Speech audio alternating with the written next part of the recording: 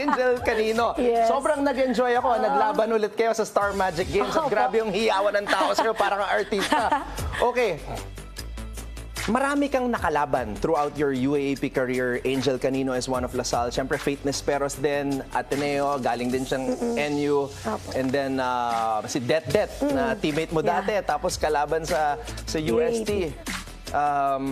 For you, sino ba yung pinaka greatest rivals mo? Sino ba yung kanino ka pinaka na-challenge? Kasi napanood ko rin sa isang interview na doon ka talaga ginaganahan na gusto mo sabayan yung level ng iba.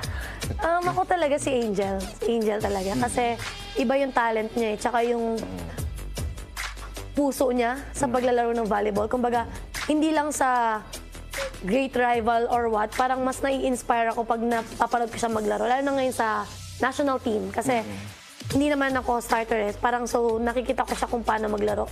So parang sabi ko na ay, magaling talaga si Angel. So parang gusto ko siyang gayahin.